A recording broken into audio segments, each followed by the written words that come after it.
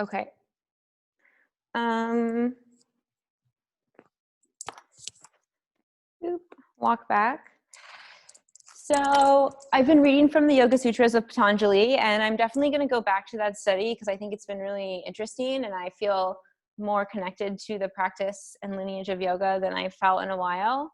But considering that the proceeds from this class are going to the Black Lives Matter Seattle chapter, I'm going to focus on the Radical Dharma book by Angel Kyodo Williams, and she collaborated with Lama Owens and Jasmine. And so I read from this the other day, and I think I read like too many things, to be quite honest. This is a really fabulous book. You might have even read it, Marina. And Vanessa was here on Tuesday, so you heard me read from it. But considering everything that's going on, I feel like the people that are going to say it best are people that are people of color and Black people. So I'm going to read from this. And I'm going to keep it a little more concise, or at least to like the same section, so I'm not hopping all over the place. And I'm going to start right here. Okay, so I guess, before I entered in, yoga, the practice of yoga, like the tools that we're cultivating in this practice, especially the ones of the mind, they're the kind of tools that we need to take out into the world and use them. Like we kind of sharpen them on our mats, and then they're the most powerful, useful tools that we can use out in the world. So from there, I'm going to start reading from this book. We are gifted with precisely the tools and methodologies needed for the project of deconstructing. But that lens of awareness must be placed outside of the construct.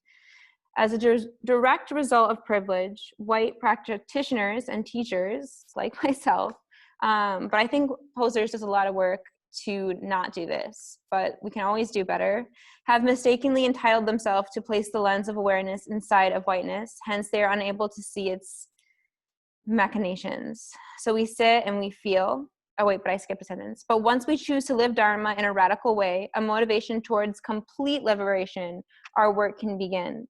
So we sit and we feel, and we let what arises do so until the resistance is worn down or moved through or even seems to overwhelm us. On the other side, we see a glimmer of something that we couldn't get a handle on for our desperate need to avoid it. We begin to see truth. And when we catch a hold of it, we can finally see the patterns of our participation in not truth emerge. With the clarity of a steady mind and courage of a true heart, what has always been there to begin to reveal itself, emerging from behind the fog of what is this social ego. The white practitioners of Dharma cannot stand firmly in acknowledging the pain caused by the decades of resistance to addressing this misalignment, will be exposed as using a veneer of the Dharma as mere window dressing while milking the benefits of the system. No one entity has the answer, but rather it is the willingness to offer our best, claim responsibility for our worst, and fold into the continuous moment-to-moment practice of simply being present to what is that promises to deliver our future. I think we've mistaken the so-called hero's journey. We believe that we can go on a retreat into the monastery looking for something and get enlightened, and then come out into the world as enlightened beings, which I don't necessarily think that we all think, but there is a perception that that is something that is done. But as people who are not monastics, our profound insight only comes in direct relationship with the world, the field of our practice. It is our relationship to the outer world that is the source of our awakening. We then bring the insight to the monastery where we hone and integrate during retreat. We bring the integration into society, into how we inhabit the environment, into our communities, into how we see and treat people, and how we let ourselves be seen. I'm going to stop there because we should probably go ahead and get started, and I might finish the rest of this paragraph at the end of class. Okay. So if you want to find a comfortable seat, and there's this talk in anatomy of complementary oppositional action, and it's something that I've really been tapping into in my practice lately, and it starts at the beginning right now, feeling the ground beneath your glutes, beneath your sits bones, feeling the earth below you, know that it's holding you up. It's always going to be there for you. And then the oppositional uplifting of the spine. It's bringing you up. And with that action, I often feel my shoulders relax down, leveling the chin, and cultivating this non-dualism, or balancing this act of yin and yang action. And we'll start class with one Om, and we'll take a couple clearing breaths. Inhale in through the nose. And exhale, HA out of the mouth. Inhale in through the nose.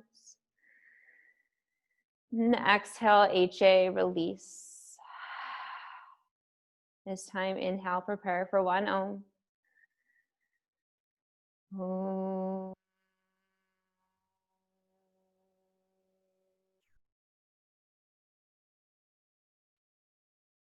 Inhale in. And exhale, release. And we'll start class today on our backs in Supta Baddha Konasana, bringing the soles of the feet to touch. And the distance in between your heels and your pelvis is really up to you. It can be pretty lengthy, giving yourself enough space so the adductor muscles aren't tapped into excessively. And you can bring one hand on the belly, one hand on the heart. And taking a moment always to first observe the physical layers of your environment. There might be a sound that your mind latches onto. There might be a temperature, hot or cold. It might be the texture of your clothes or the mat.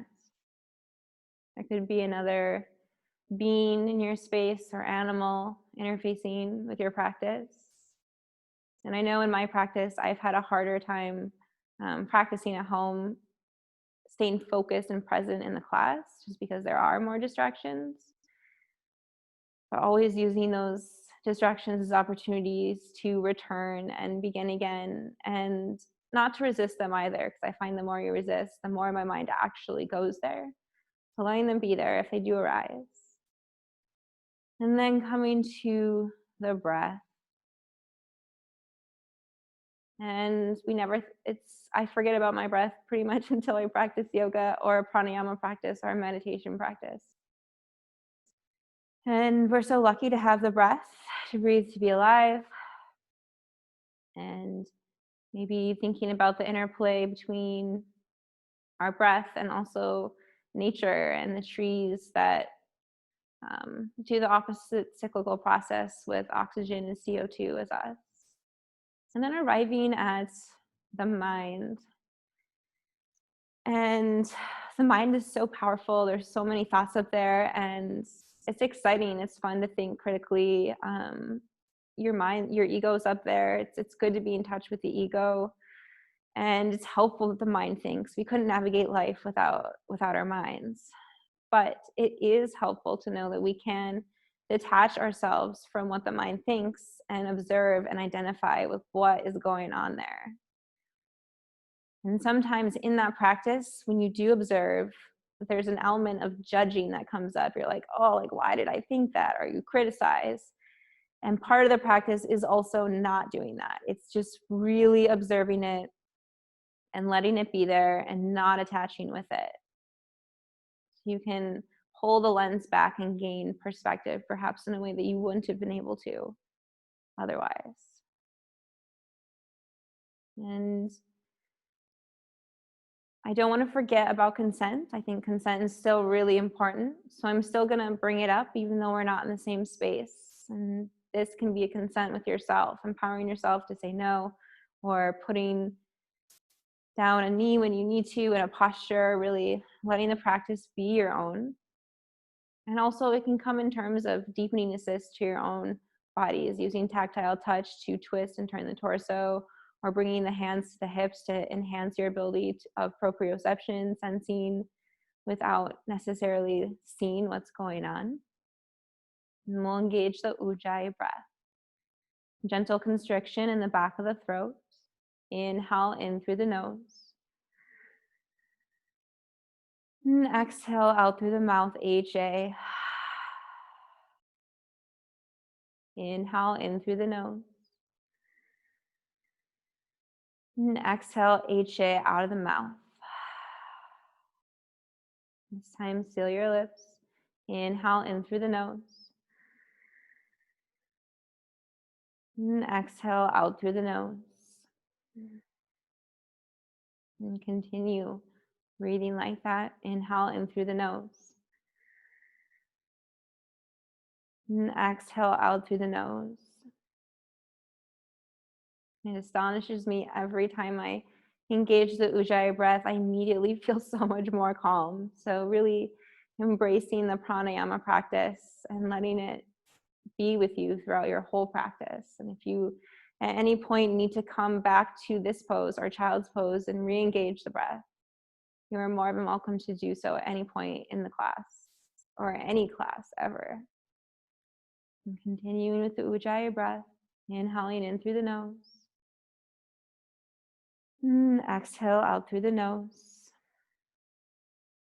With the hands, close the knees like you would close a book and bring the soles of the feet onto your mat.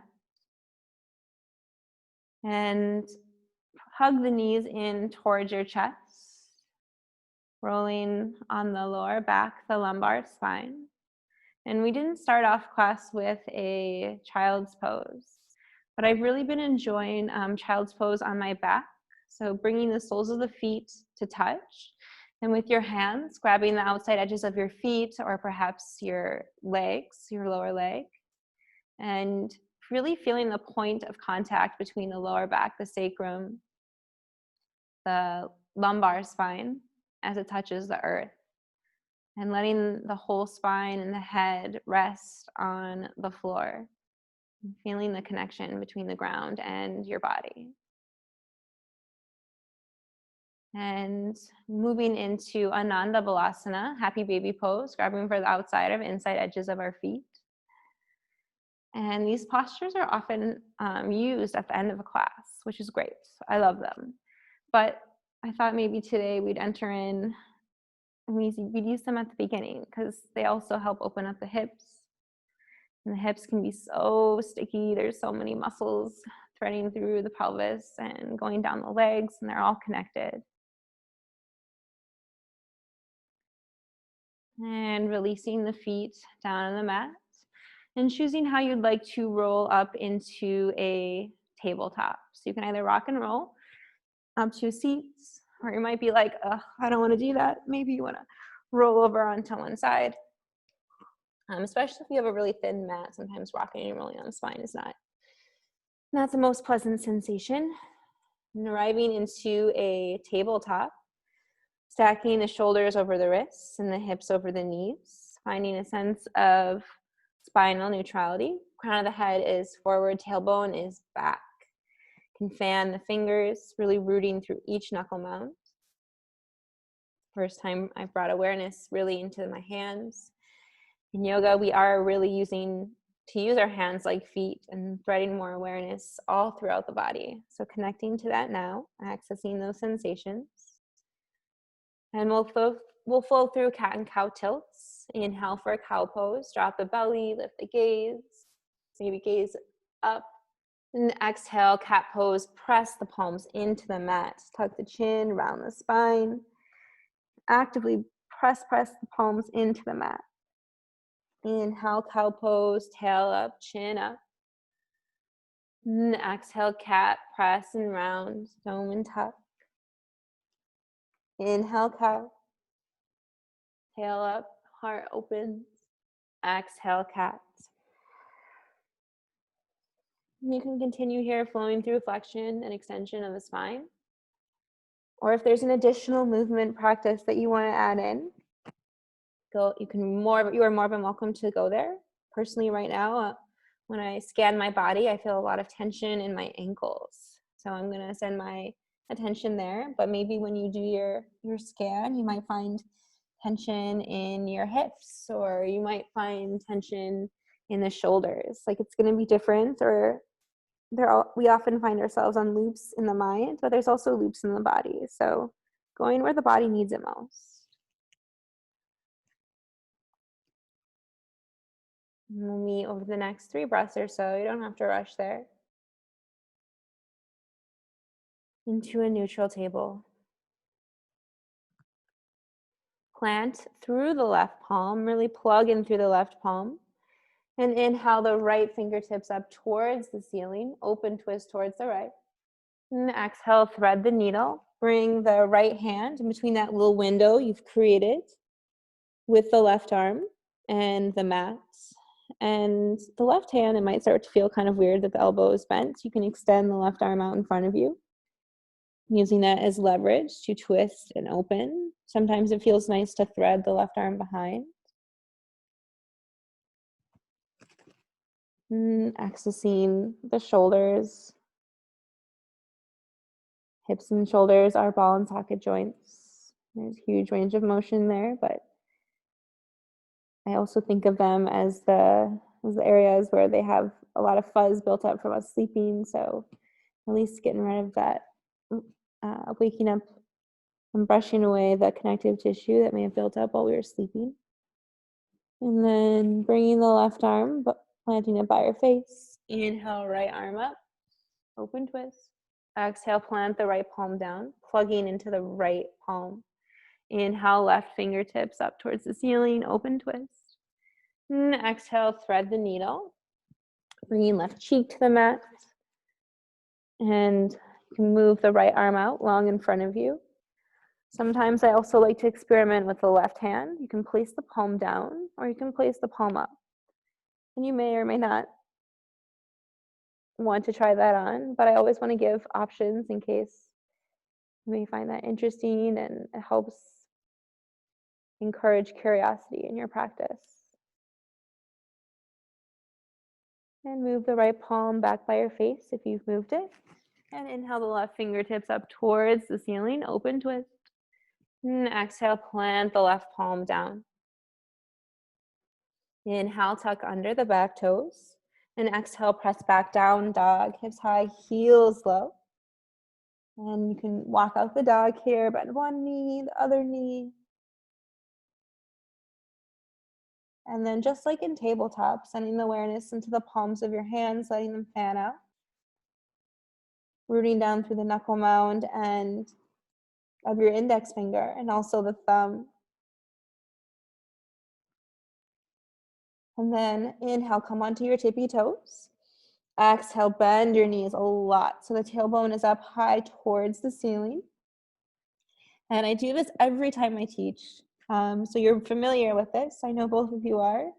But it helps me still every time to access and send my awareness to my spine. And when I'm pressing my hands into the mat, I can really feel the lengthening of the vertebrae, the tailbone high. And it's a reminder for me to keep my vertebrae like this throughout the practice.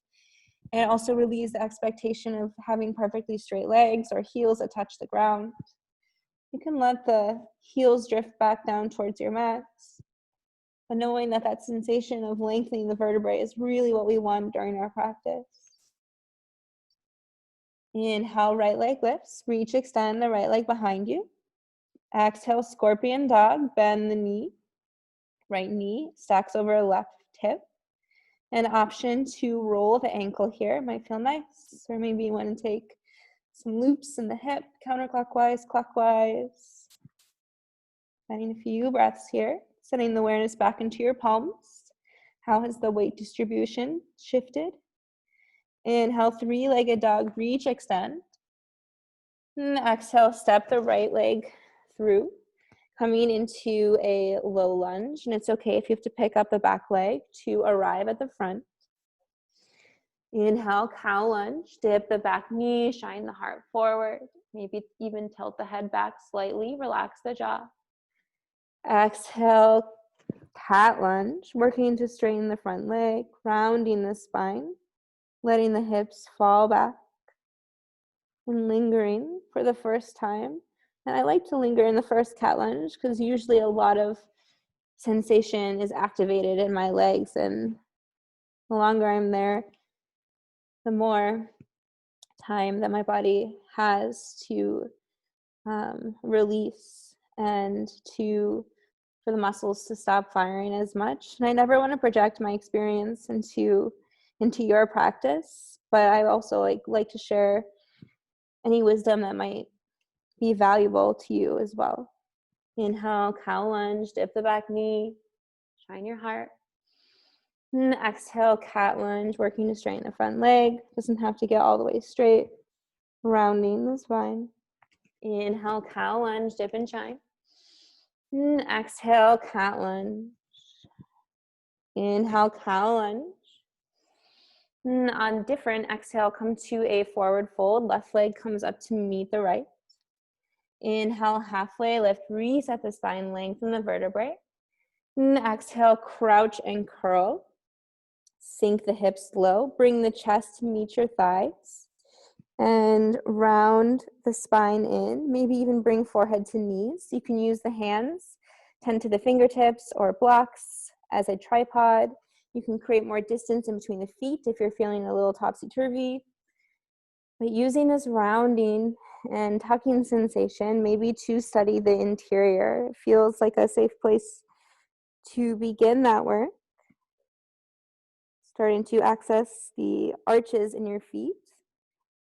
And similar to when we scan our vertebrae in down dog, it gives you the chance to access what your arches are going to be like throughout the whole practice and how your feet can be a part of your grounding and anchoring work, tethering you to the earth. And sinking the heels back down. Inhale, halfway lift, reset the spine, lengthen the vertebrae. And exhale, send the right leg back this time so your left leg is forward. Taking a moment to feel rooted and grounded, maybe tenting to the fingers. Inhale, cow lunge, dip the back knee, shine the chest. And exhale, cat lunge, working to straighten the front leg, but it definitely never has to get all the way straight. Inhale, cow lunge. Oops, wait, pausing here, just like we did on the other side. And the funny thing about I've learned about teaching and practicing is it's really brought to the surface the loops that I have. Like I have these automatic patterns even in my body that I have to realize.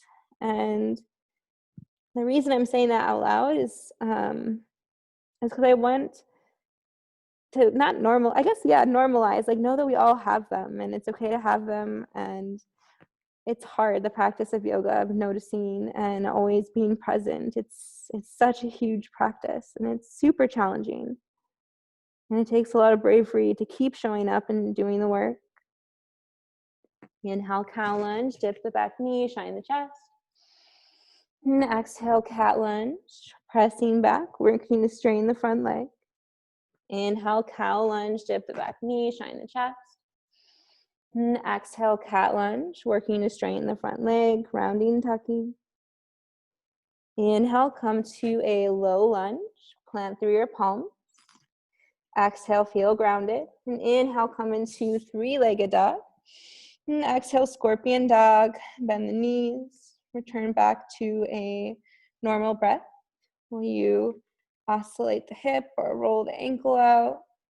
Whatever movement is needed in your body. Noticing the weight distribution in the palms of your hands. How is that shifted? And also even noticing the heel of the right foot. Is it really elevated? Do you want to sink that back down? Inhale, three-legged dog, reach, extend. And exhale, plant the left foot right by the right foot. Coming into a downward facing dog. Inhale, look to the front of your mat. And exhale, move there for forward fold, Ragdoll Uttanasana. Bring your feet hips width distance. Bring a bend in the knees and let the chest, the torso spill over your legs. And the hands can be rooted on the ground. Maybe you want to connect to the ground, anchor. Perhaps you want to add additional weight to the body. Interlacing the fingers at the nape of your neck. It might feel nice to bend one knee, the other knee. Or maybe you like to thread the fingers at the base of the spine, going for a shoulder expansion. And this work can be kind of ritualistic. Sometimes it's nice to do the same thing every time. And sometimes it feels fun to break from the patterns. So honoring both choices, they're both good. And releasing the hands down on the earth, choosing your feet for sun salutations. And you can toe heel the feet to touch, or you can leave a little distance, depending on what's going to make you feel the most grounded in your practice. Vertebrae by vertebrae, unfurl the spine. Roll and rise. And when you get to the top, it may feel super good to roll the shoulders back a few times. Maybe you want to roll them forward a few times. And arriving at Samastiti, same or equal on all sides standing posture. Lifting out the toes, planting them back down. And then shifting your awareness. It may feel good to shut down the eyes. And finding that thread, the plumb line, and it runs, you can think of it coming in through the crown of the head. And then it enters and it drops all the way down the neck, down the spine, comes out the perineum, boom, hits the ground. And once, even when you use that imagery to imagine, sometimes that helps me access like that ever slight sway and shift of my body moving and calibrating. And it's so great. I don't have to think about standing. Like, I'm so glad I'm not 4 anymore. Our body has trained itself to be erect and vertical by noticing that calibration and inviting that intrinsic equilibrium with us throughout our whole practice. And at this point in class, I always leave space for intention, and your intention can be to be at attention throughout this whole practice. And in line with what we were reading, not only to be at attention in this whole practice, but to also bring that attention to other realms of your life. And also bring that non-judgmental aspect as well, because you may have moments where you are aware and then you criticize, but remembering that that's part of the practice. And I don't know anyone that does this perfectly. And it's not about like floating up on a lotus into enlightenment. Like we're doing the work and we're keeping it consistent. So inviting that into your practice today, if you'd like. You can also go out to something or to someone. Inhale, breathe in that intention. And exhale, release it out. Inhale, Urdhva Hastasana, arms up. Pause here and breathe. And this is an active posture. I know for a long time I did this posture pretty passively. I'm like, oh, it's the one where you stand with your arms up. And it is. But there is also the additional layer where you can try to activate the muscles in your body. So engaging the legs. You can engage the bandhas here, Uddiyana Mula Bandha, contraction of the pelvic floor, and then bring the belly button back towards the spine, creating a seal in the body, creating some structure. And relaxing the shoulders here. There's the cue, arms by the ear, which like sometimes I even say biceps by your ear. But when I say that, I never want like the shoulders to lift, letting the shoulders like relax down where it feels appropriate. Inhale, find lengthen the spine. Exhale, standing open twist towards the right, left fingertips forward, right fingertips back. And I'm going to invite you to pause here. And I've been noticing a lot of shoulder tension in my practice. So if it's interesting to you to do a backstroke, let's do a backstroke 3 times towards the back. And then let's switch directions, go forward. And it's fascinating to me. I've been trying this a lot lately, and sometimes it's more interesting to go forward, and sometimes it's more interesting for me to go backwards. So now choosing which way your body is asking you to do, I think it really depends a lot on how we sleep also. And then coming back to an open twist towards the side. Inhale, come back to center, arms up. And exhale, standing open twist towards the left. We'll do the same thing with the left shoulder this time. Do a backstroke motion, arm moving backward. And then try arm moving forward.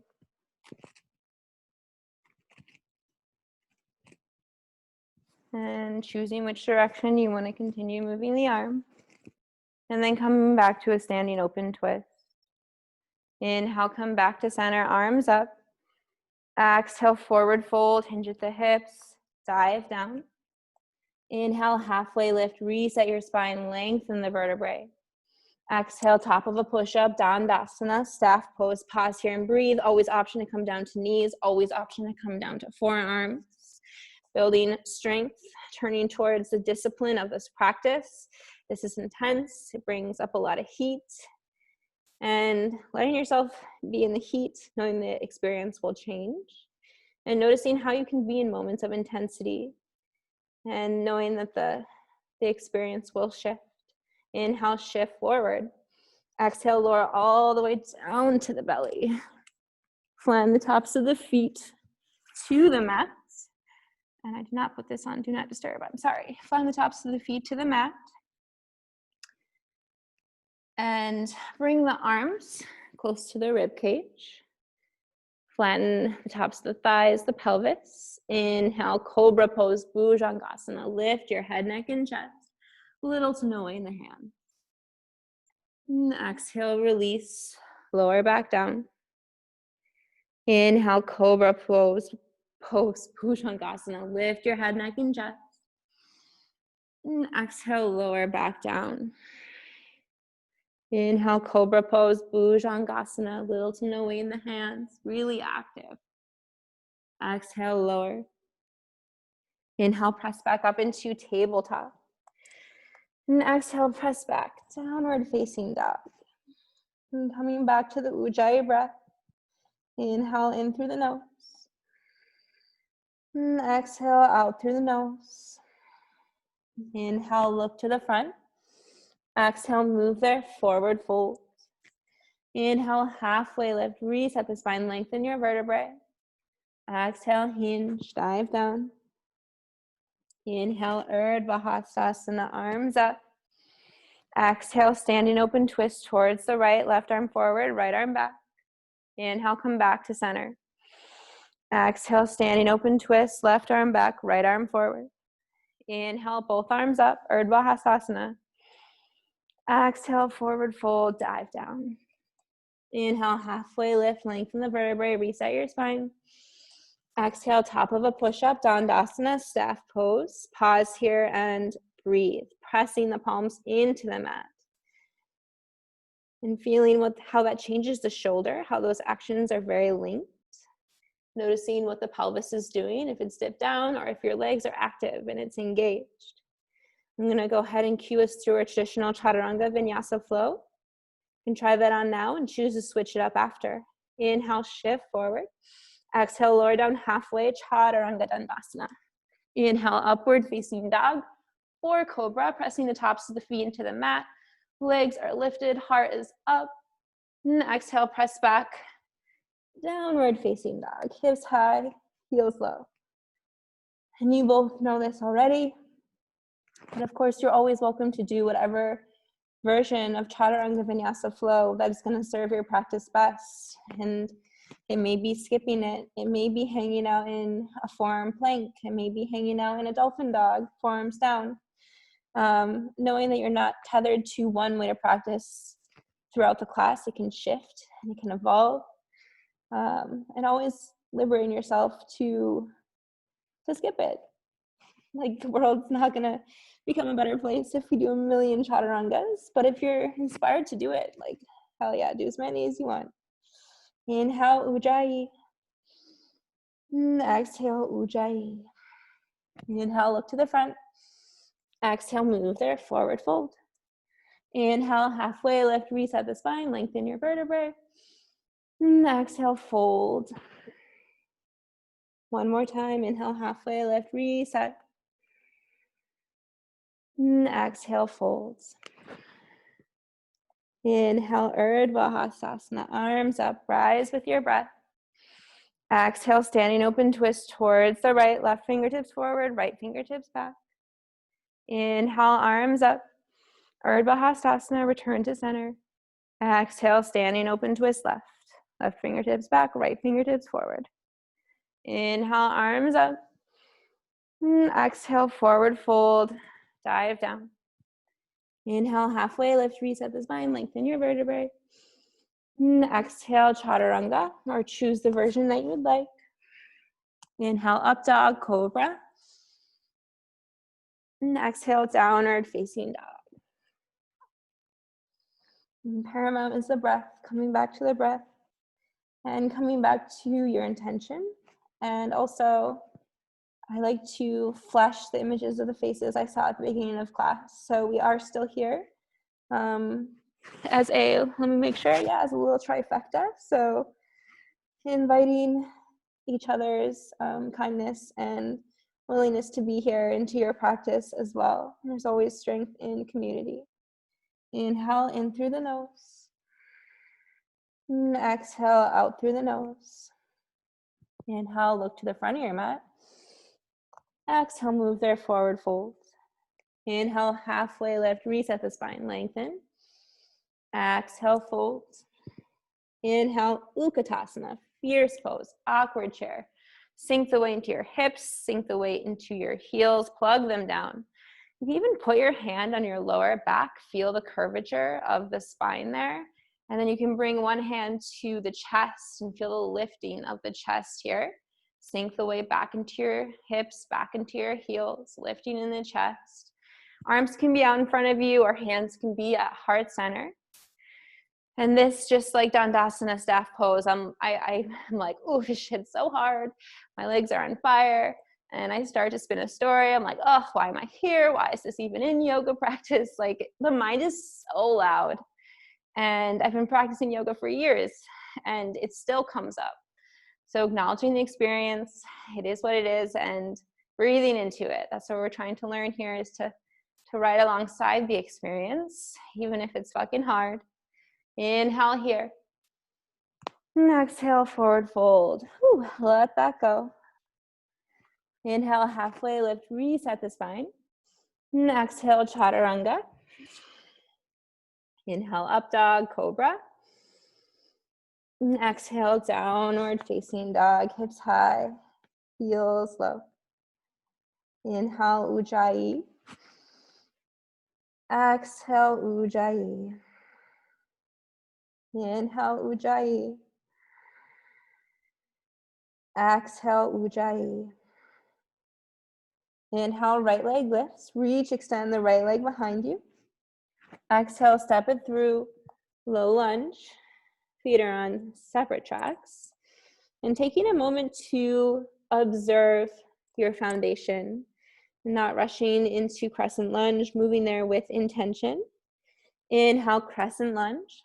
Anjaneyasana, arms up, chest lifts. And pausing here. And so we really accessed our arch in that crouch and curl squat. So noticing the arch of the left foot right now, and maybe trying to drive that left heel a little bit more forward.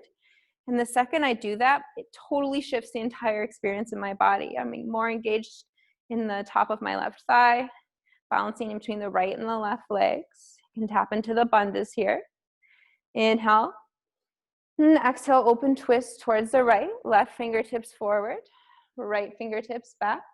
Twisting with the torso. You can even bring the hands to the chest and feeling that twisting and turning sensation. Inhale, crescent lunge, Anjaneyasana, arms up, chest lifts, come back to center. Exhale, plant the palms down, frame your front foot, and drop down to the back knee. Untuck the toes, and press yourself up into a grounded crescent. Back knee is down, and front leg is bent, coming back to that complementary oppositional action. Compression, so much compression in the right leg, and so much lengthening in the left. Maybe bringing your hands to the hips, noticing where the pelvis has ended up in all this when you press your hips forward. And this posture has become a huge favorite of mine, actually, especially in a vinyasa flow. It really accesses, I think, a lot of the muscles in the legs that keep us, they keep us limber. Never want to generalize, but I'm pretty sure it's doing the work here.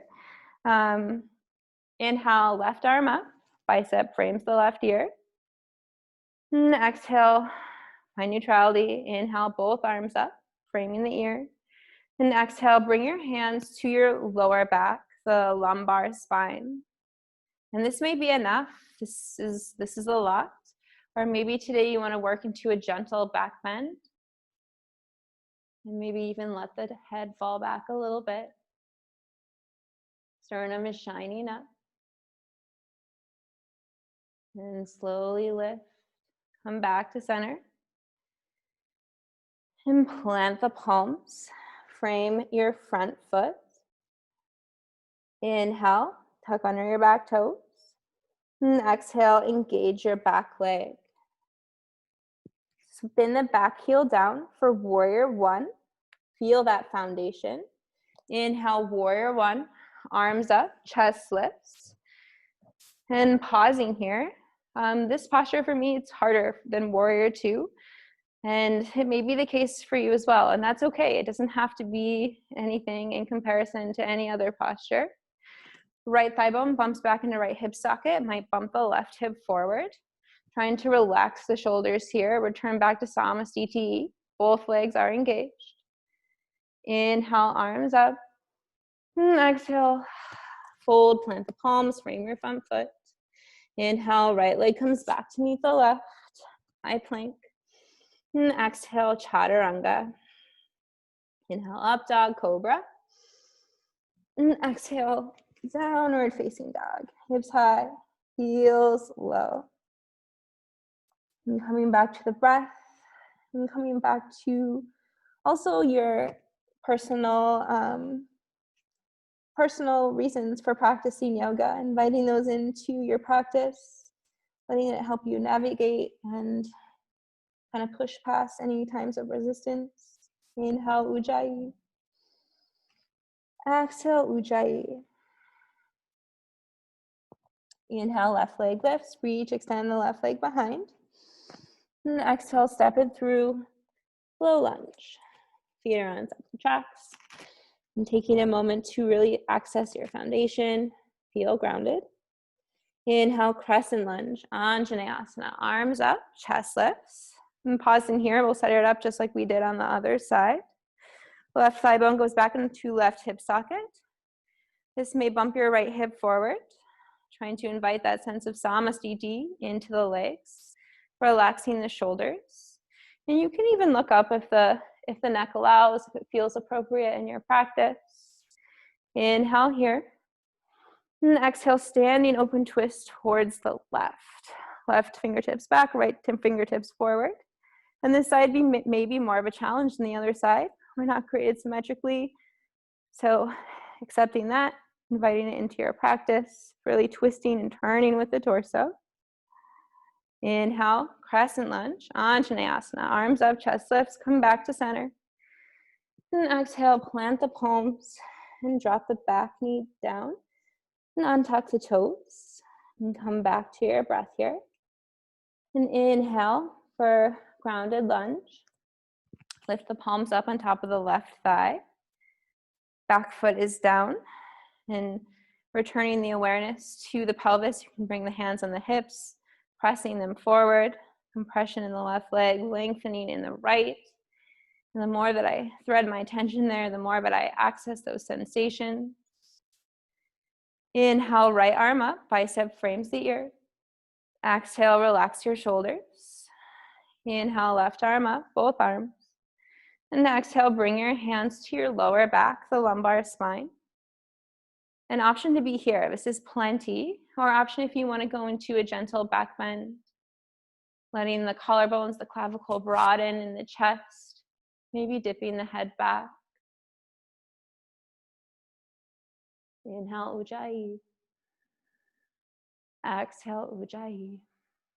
Inhale, come back to center, lift the chest. And exhale, plant your palms, frame the front foot. Inhale, tuck under the back toes. And exhale, engage the back leg, coming into a low lunge, and spin the back heel down 40-60 degrees. May even want to create some width in between the feet. Inhale, warrior one, chest up, arms lift. And pausing here, pressing actively down through the back foot, maybe picking up the front toes, planting them back down. Left thigh comes back into left hip socket, relaxing the shoulders. Inhale here. And exhale, plant the palms, frame the front foot.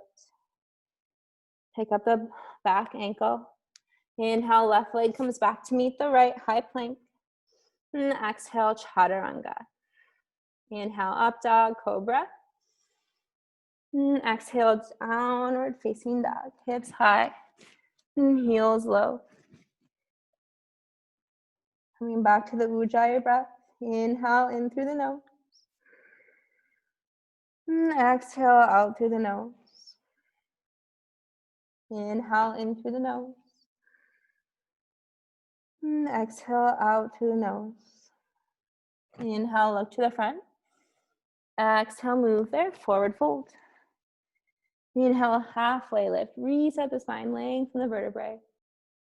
And exhale, fold. Inhale, Utkatasana, fierce pose, awkward chair. Sink the weight into your hips, sink the weight into your heels, arms up. And exhale, hands come to heart center. Before we move into the twist, plugging the weight into your heels, letting the hips sink low. Inhale, lift your chest. And exhale, prayer twist towards the right, bringing left elbow outside of right knee. And using that point of contact to really leverage your twist open and pressing the palms together here. Inhale to find length. And exhale to turn. Inhale to find length. And exhale to release. Let that go. Bring the feet hips width distance. And we're going to take Padahastasana. If you prefer Padagustasana, you're welcome to do that one. But for Padahastasana, bend the knees a lot. And bring the palms of your hands under the pads of your feet. So tips of your toes are looking to graze the back of your ankles. Let the head hang. Inhale like a halfway lift. And exhale, round. And actively use the arms to create some more resistance in the stretch. But really honoring limits here. It's not important to have straight legs similar to down dog. If you're feeling it, you're doing it.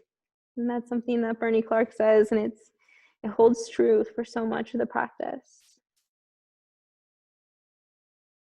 And releasing the palms from under the feet.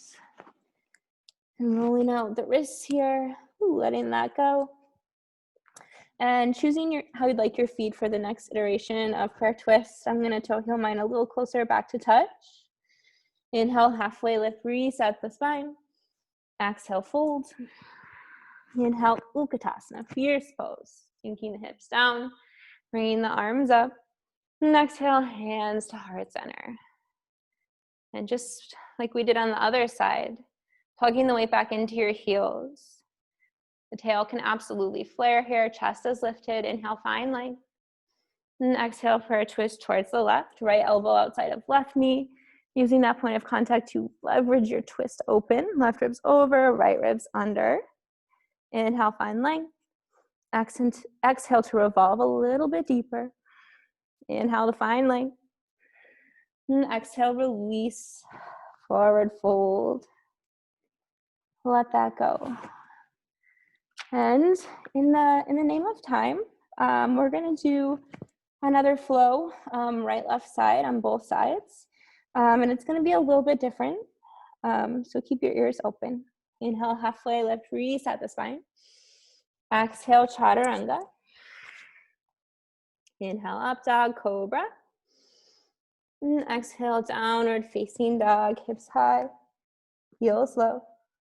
Inhale, ujjayi. And exhale, ujjayi. Inhale, ujjayi. Exhale, ujjayi. Inhale, right leg lifts, reach, extend the right leg behind. Exhale, step it through, low lunge, feet are on separate tracks. Inhale, crescent lunge, Anjaneyasana, arms up, chest lifts. Exhale, open twist towards the right. And pause here. This is where we're going to switch it up. We're actually going to do revolved crescent towards the right. So bring the palms to touch at heart center and bring left elbow outside of right knee.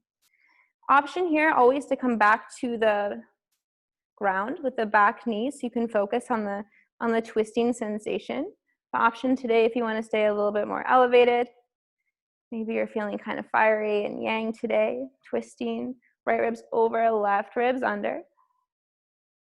Inhale, Ujjayi. Exhale, Ujjayi. Inhale, open twist, come back to center.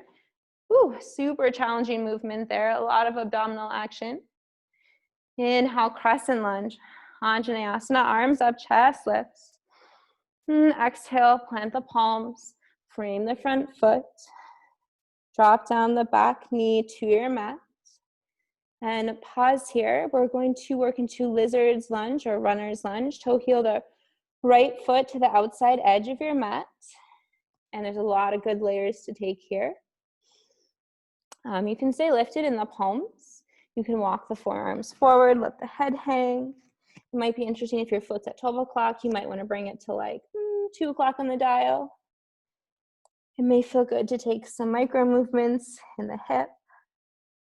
It may even be interesting to wrap the arm around your right leg. So there's so many good places to be, and I give so many options because I think that our bodies are all different and we're gonna want different things. So really latching on to the one that's gonna serve you best today. And the hips tend to store so much information for us. And it's easy, I think, to even compartmentalize emotions. That's my theory, at least. Issues in the tissues.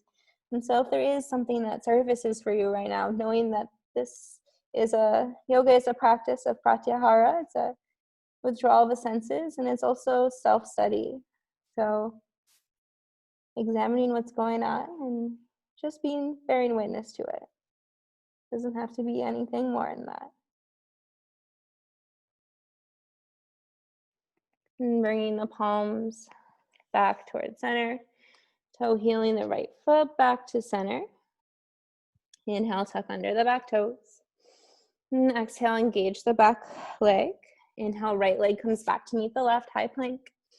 Exhale, chaturanga. Inhale, up dog or cobra. And exhale, downward facing dog. Hips high, heels low. Last time, last side. Inhale, left leg lifts. Reach, extend the left leg behind you. And exhale, step it through, low lunge. Feet are on separate tracks. And do take a moment to feel grounded in your foundation. Inhale, crescent lunge. Anjaneyasana, arms up, chest lifts. Exhale, hands to heart center. Inhale, arms up, crescent lunge. Exhale, standing open twist towards the left arms back, right arms forward. And from here, we'll work into revolved crescent. Now you can bring the hands to heart center. Right elbow comes outside left knee. Using that point of contact to leverage the twist open. Always option to come down, yes, to the back knee. And that decision can change as you practice the posture. Maybe you're like, oh yeah, I want to be up here, and then you want to come down to the knee. Always liberating yourself to do what the body is asking. Inhale, come back to the open twist. Exhale to find stability. Inhale, crescent lunge, Anjaneyasana, arms up. Exhale, plant the palms, frame the front foot, drop the back knee down, and we're going to work into lizard's lunge on this side. Toe heel the left foot to the outside edge of your mat. Both hands are on the inside seam of your left leg. And choosing the degree that you would like to go to on this side, and it may be different than the other side. You can reach the arms out long in front of you, let the head hang. The foot's at 12 o'clock. It might go towards 11 o'clock, 10 o'clock on the dial. Maybe you want to thread the left arm behind the left leg.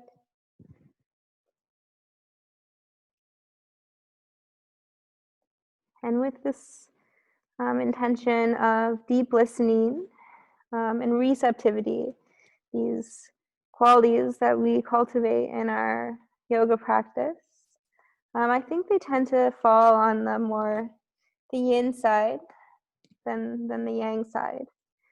And when I start thinking of yin qualities, it's also using my intuition and turning towards the mystery.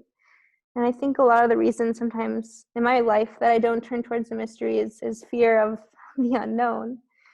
And kind of embracing all those things in our practice right now. And maybe even leaving a little room for imagination and expression and creativity, how it could burst forth.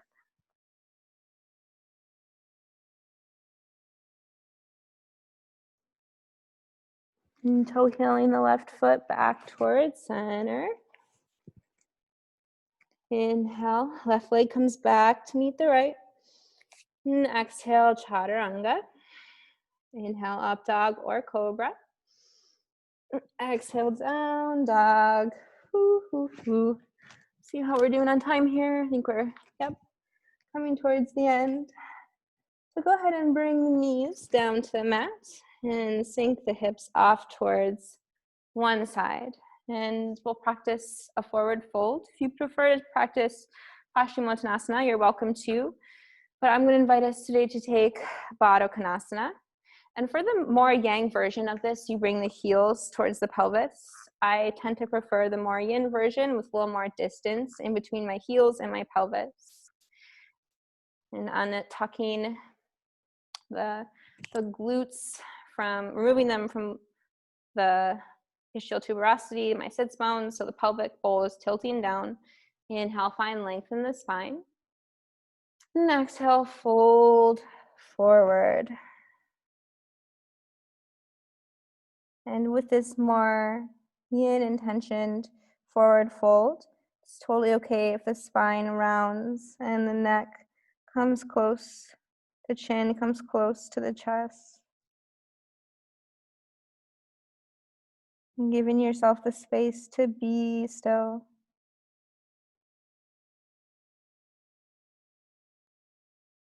Letting the muscles deactivate. And kind of pressing the brakes, if you will, on your practice.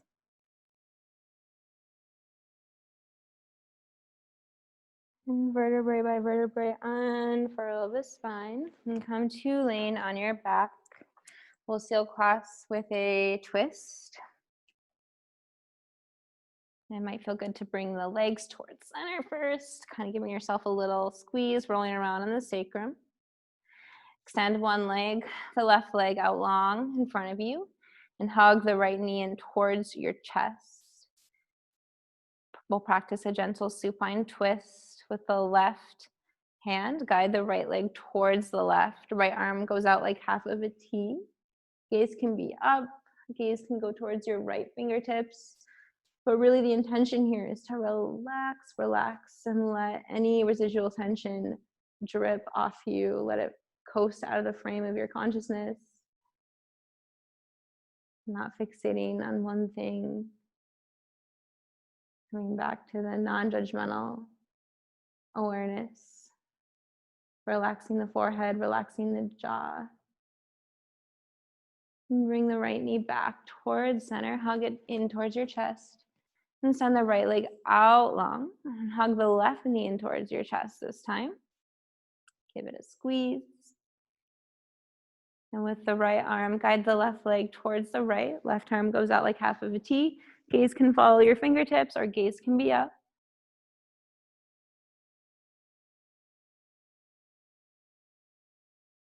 Relaxing the jaw, removing the tongue from the roof of your mouth. Softening the belly. Unfurrowing the brow. And we still have some time left. So not letting the mind project into the future, in the planning world. So give yourself this time. And bring the left knee back towards center. Hug the right knee in as well.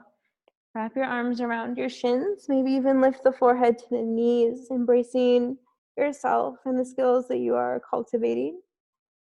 Expressing self-love and abundance and compassion, and filling your cup up. Because if the cup is empty, it's hard to give back to others. So really embracing all that in, and release. Let the arms fall down by your sides. Coming into Shavasana, final rest. And you can take Shavasana In a fetal position, you can take Shavasana on your belly. Really, however, it's going to feel the most grounding for you today.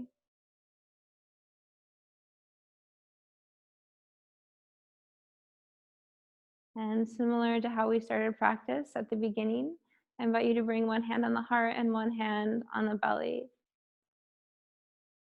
And feel the points of contact between your hand and the surface it's touching, the skin, the layer of clothes in between. And it can be just kind of like a soft touch. You don't have to press super hard or anything, but feeling those points of contact, maybe feeling the beat of your heart, the coursing of the blood through your body, kind of arriving again on that physical external layer. And then noticing the breath, the rise and fall of the belly. You can feel it in the chest, the diaphragm.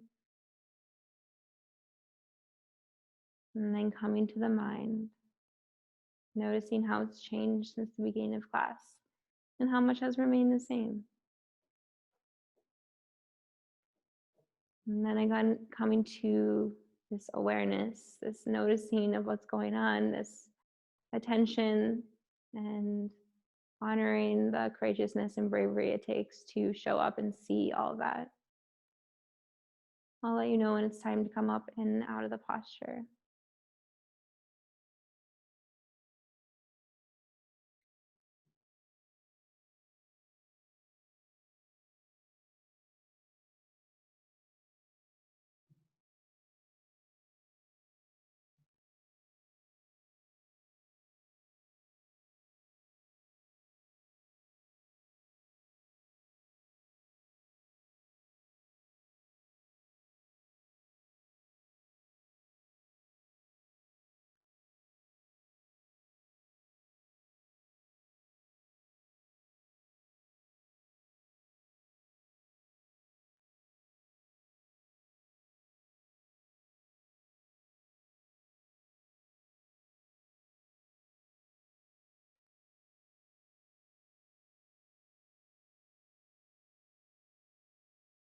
Inviting subtle movements back into your fingers, toes, little micro movements. Bringing the arms above you. Hug the knees in towards your chest and choose if you would like to roll over onto the right or the left side. Using the bicep like a pillow. And always extending gratitude to yourself for doing this practice and for honoring where you are in your process. Honoring the lineage of this practice, going all the way back to India. And honoring the land that we occupy, the Amish people. And press yourself up to a seat. And you can keep the eyes closed. And actually, instead of finishing this little passage out, there's actually a warrior spirit prayer of awakening. I'm going to end class with that. On page 93, may all beings be granted with strength, determination, and wisdom to extinguish anger and reject violence as a way. May all suffering cease, and may I seek, find, and fully realize the love and compassion that already lives within me and allow them to inspire and permeate my every action. May I exercise the precious gift of choice and the power to change that which makes me uniquely human and is the only true path to liberation. May I swiftly reach complete, effortless freedom so that my fearless, unhindered action be of benefit to all. May I lead the life of a warrior. And we'll meet with hands at heart center, the Anjali Mudra, and bringing hands from heart center to third eye, and bowing forward to seal in your practice, honoring all the qualities that we embody, the ones that we're so proud of and the ones that we're not so proud of, but they're all a part of our experience. So embracing them all. And peace, thank you, namaste. I'm gonna come up there, unplug my mic. And if you'd like to stick around for an Om, I would. Again, thank you so much for being here. All right. Finding a comfortable seat. Oh wait, I need to unmute you. Yeah, okay. Sinking the tailbone down, finding the spring, the lift of the chest. Do a clearing breath, inhale in through the nose. And exhale out through the mouth, HA. Inhale, prepare for 3 ohms.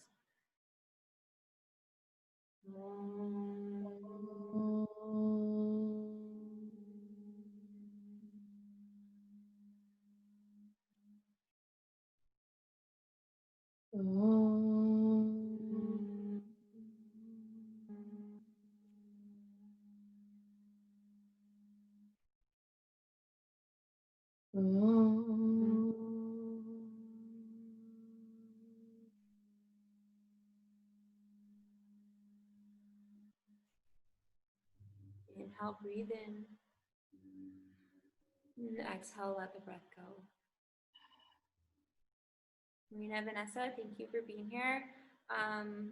All the proceeds from this class are going to the Black Lives Matter Seattle chapter, and I think I am going to post this to YouTube just in case anybody takes the class after. I'm going to read their